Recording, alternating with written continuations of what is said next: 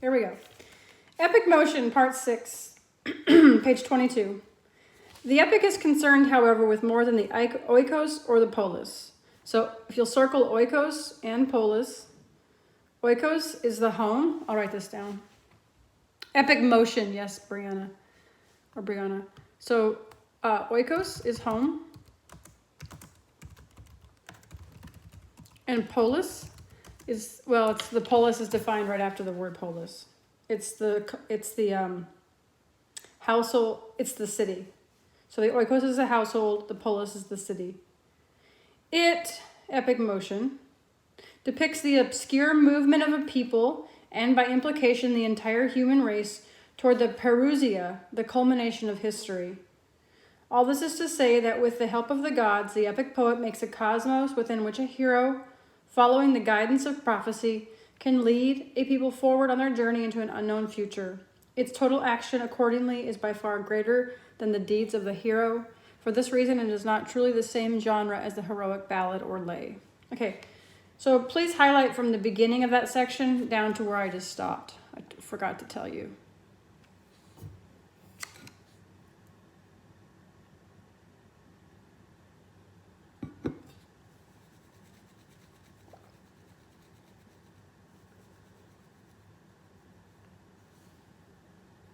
So epics are always in motion, all right? That is the push of all societies. All societies want to move forward. And there are some people in a society who like the way it is and they try and keep it pulled backwards. And this has been the way it is since the beginning of time. It's like a push and a pull and a push and a pull. I'll go into more detail here in just a little bit. Go ahead and skip to the next paragraph. It is epic then, not simply heroic lay or saga, highlight, that brings to consciousness the entire myth of a culture and, in the making of a moral cosmos, an ideal form that lies behind human culture, enters upon the long road of human history. The epic cosmos in itself implies a force, an energy that impels a people forward. Stop. Though such a movement is portrayed through the actions of one person, it affects the life of all, expressing an elemental will within a people, unrecognized among them without the hero's urgency, his pressing outward against the forces pressing inward. Highlight this. A violence from within that protects us from a violence from without, as Wallace Stevens has described the action of the imagination. Keep highlighting.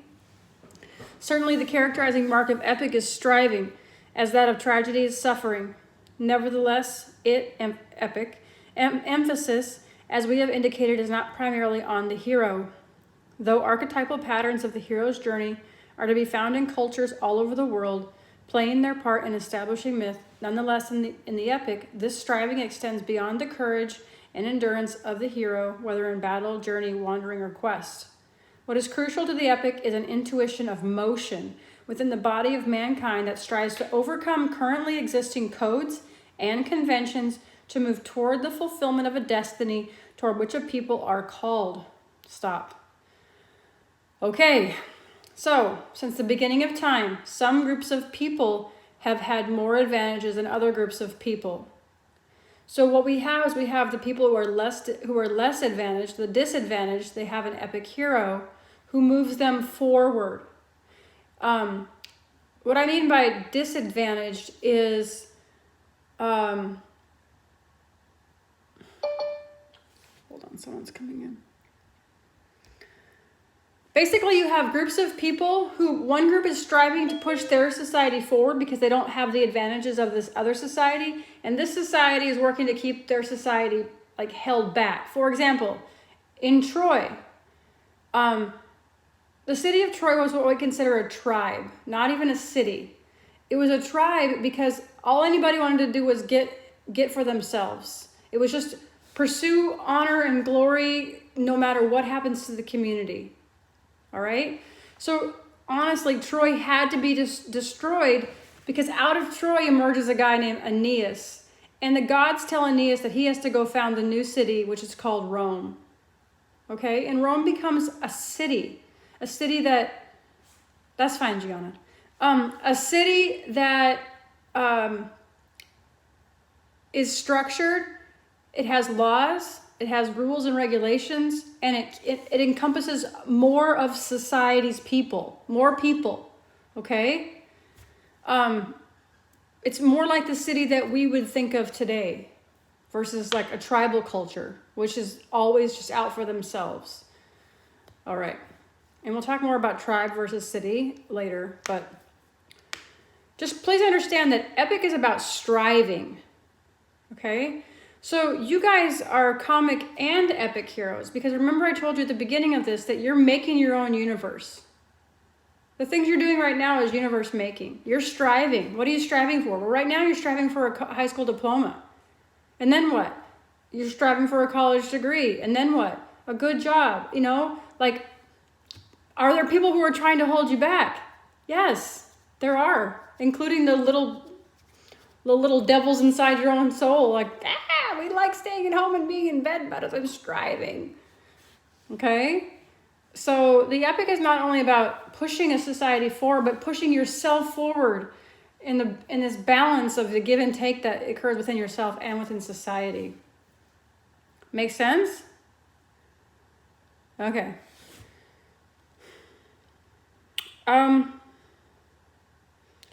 Yeah, like the first time I ever read this essay, I highlighted, which I don't highlight anymore. I just underline. Well, I highlight paper, but I don't highlight books. But I did highlight in this book. I highlighted what is crucial to the epic is an intuition of motion within the body of mankind that strives to overcome currently existing codes. If you would just like put a couple stars next to that, because I think that's really important. Like that's really what epic is about, is motion, striving, and overcoming. And we're all doing that. We're just doing it within a city because the city's been formed for us. Okay? Some people feel like they need a greater city, like they need to be more included in this thing we call the city. And so we do have epic striving still today. Okay. Hopefully you're picking up what I'm laying down here, Casey, right? Yeah. Okay, Brianna, right? All right. The hero is tested by what the Beowulf poet called his soothfastness, which is Old English, but it means his fastness to the truth. So if you circle the word fastness there, it means to be bound to the truth.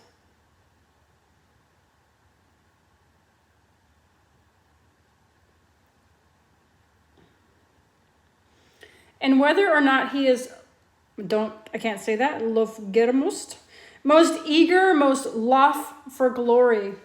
So this is a person, the epic hero is a person who is fast to the truth and bound for glory. Okay? This fidelity, which means faithfulness, and this yearning for high achievement commit him unto death. His heroism is measured against a tradition which the hero reveres, but which in the course of things he will be compelled by his own striving to surpass. Okay, so again, we have traditions. And the epic hero understands there's traditions, but he also says, okay, now what? Like, what else? You know, we have these good things, but what else? There's got to be more. And what he means by that is a striving for his people. Someone left. Top of 24. And somewhere along the path, if he is indeed soothfast, he will be forced to encounter the dragon, the primordial enemy, symbol of decreation and disillusion. Hence, the action of the epic, whatever its vehicle, is that supreme endeavor in which human existence, highlight this. Hence, the action of the epic, whatever its vehicle, is that supreme endeavor in which human existence, through the hero, tests itself to the utmost limits by going forward in the march of history towards its end. Stop. So we don't know when history will end. We don't know when the end of human history is. But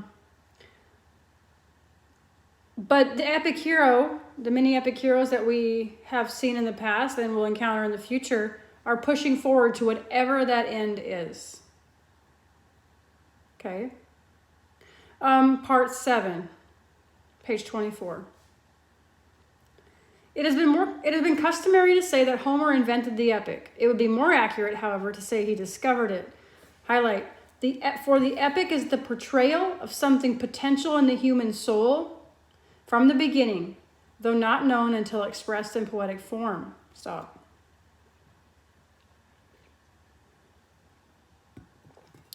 Do you ever hear like a song or a poem or watch a TV show or something, and it just like speaks to you and it gives words to what you're feeling?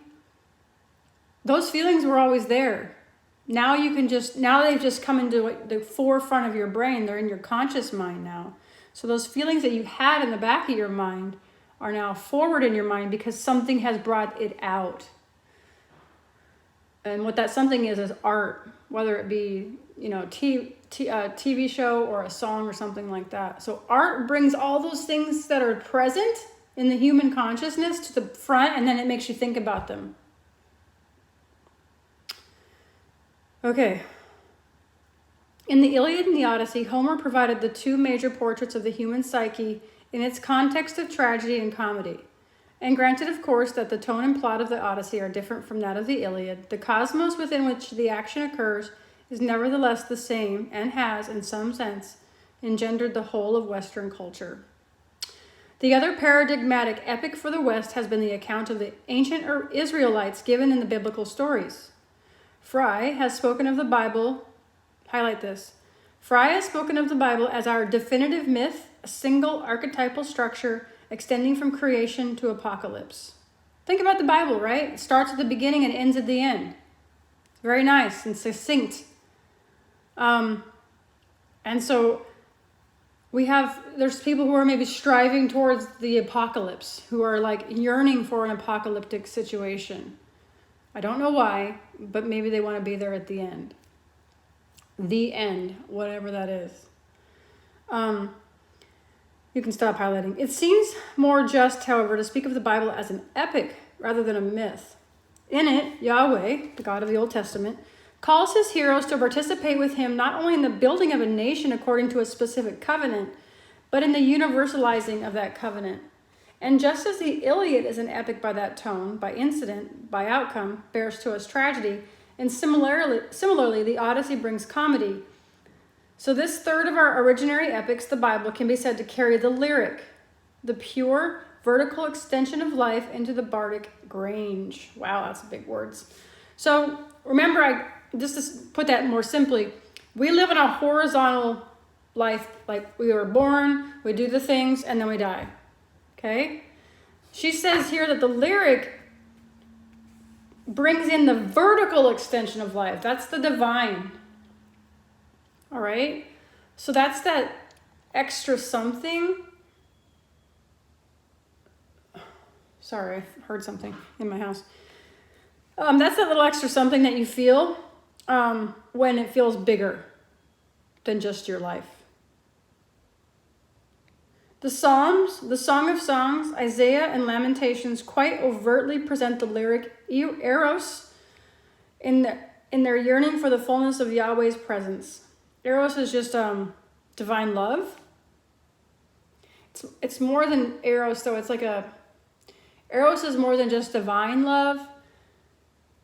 It's also a striving. Like in the epic hero is what we call erotic or eros, because he's striving towards a big goal. So the lyric is then striving towards a big goal, divinely inspired. Make sense? So lyric is, if you've read the Psalms or Proverbs or, like she says, Isaiah, Lamentations, lyric eros in their yearning for the fullness of Yahweh's presence. In a more general sense, however, we could say that the Old Testament is a single poem exhibits the lyric mark. Highlight this. It is important to acknowledge that these three sacred texts have shaped our civilization and generated our high genres of poetry, at the same time admitting that they are far from exhausting the resources of epic. For what they and other epics have to teach us is the inexorable lesson of change. Circle inexorable. Epic shows us again and again the pattern of moving from old myth to a new, carrying everything of value with it as it goes. Yet it has to be recognized that the future toward which an epic poet looks is a future not yet realized. Stop. It is to be seen on Achilles and Aeneas' shield, Odysseus' oar to be carried inland, Moses' vision on the mountaintop where Yahweh will take him to himself, Adam's visions under the guidance of St. Michael, Ryan's vision on the constellation of Orion, raised to the stars the statue-like death of old Ben, which the boy who should have hated and feared the dog that killed the bear was humble and proud to witness. It was like the last act on a set stage. It was the beginning of the end of something. He didn't know what to expect, that he would not. He didn't know what except that he would not grieve. He would be humble and proud that he had been found worthy to be a part of it too, or even just to see it too. So she's talking about a novel called Go Down Moses, and it's about this dog that killed a bear. And he's this poet, this speaker is just saying, I don't know what to do except for just be happy that I was there to see this thing happen. Highlight this, the new order being born in this beginning of the end of something comes out of a past that, by means of the poetic imagination in both hero and poet, has been wrestled with and in the epic cosmos transmuted into permanence. Isaac McCaslin stands like Aeneas, seeing the workings of providence and the destruction of what he loves, and hence refusing to grieve. Keep highlighting. Summing up then, we might say that the action for which the epic cosmos exists, its single characterizing mark, is the effort within the soul of a hero to preserve a mythic past by presiding at its structural annihilation while committing to its existential reality to a future accepted in faith is yet unknown. The heroism, in point of fact, is that of the poet. Stop. Okay, so put a star next to that last highlighting, starting with summing up. You can maybe bracket that, because she really does try and sum up for why epic exists. So the epic exists to preserve this mythic past, at the same time understanding that you can't stay there. Like, you can keep some of the old traditions and still move forward, right?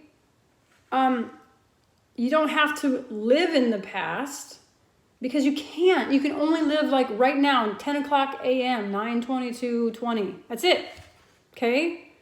But you still bring things with you, and you still you're only here because you're headed somewhere. This is a step on your journey, this class, right? You're headed towards graduation, and you're here because you want to graduate. You're striving, but yet you're also holding on to things. You see what I'm saying? So you are an epic hero in that sense. And you're a comic hero because you're in the city and you're just staying alive, but you're staying alive trying to go somewhere else, somewhere good for yourself, for your family.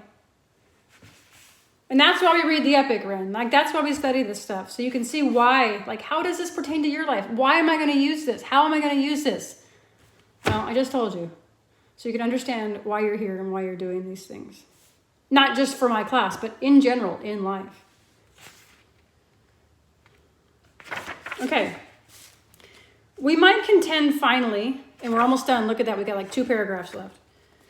That along with the late 17th century's critics, the epic is not simply another genre of poetry. Highlight, it is the founding genre.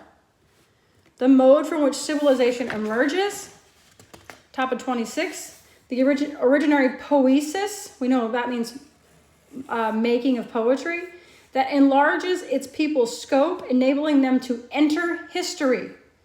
It makes conscious the major symbols of society, shaping its sense of purpose, its forms and standards. And though the vista of epic is retrospective, so it tends to look back with some nostalgia to whatever communal treasure of inherited nobility may still be visible. It looks back in order to discern what is worth saving from the past and what, as Toni Morrison has written, ought to be discarded in the ongoing journey. Stop. That's a huge thing. How do you know what to keep and what to throw away? You have to have good opinions, grounded in like solid reasoning. Okay? People who want to keep the things that shouldn't, like, listen, I love my dad's old cars, but I'm not going to choose a 56 Chevy as my daily driver over my Toyota Highlander. I got heated seats. I got air conditioning. I got surround sound. And I got like a room for my kids with car seats. Okay? The 57 Chevy is great. It's nostalgic. I don't need to drive that every day. I can hold on to that memory and still say, oh, that's cool, but I'm going to drive my Toyota. You get what I'm saying? Like, I'm going to hold on to it for a certain reason, but I don't have to drag it into the future kicking and screaming with all its big metal parts and its 5 miles per gallon gas mileage. Nah, me. So we study literature and things like this so that we know what to keep and we know what to throw away. If we may be allowed to speak a bit mythically ourselves, we could say that the epic poet is the human representative of that angel of the people who guides and speaks for a particular nation at the end of history, when all shall be made one. Stop. This angel, we might suggest, is the muse to whom the poet addresses in his appeal, like when he says, "Sing to me, muse, the anger of Peleus' son." Perhaps our age today is ready, in the midst of a beginning of the end of something, to reinstate the epic as the primary genre and even begin to see in it, with Scaliger and other Renaissance critics, a norm, not only for the kinds of poetry, but for culture as a whole. The end.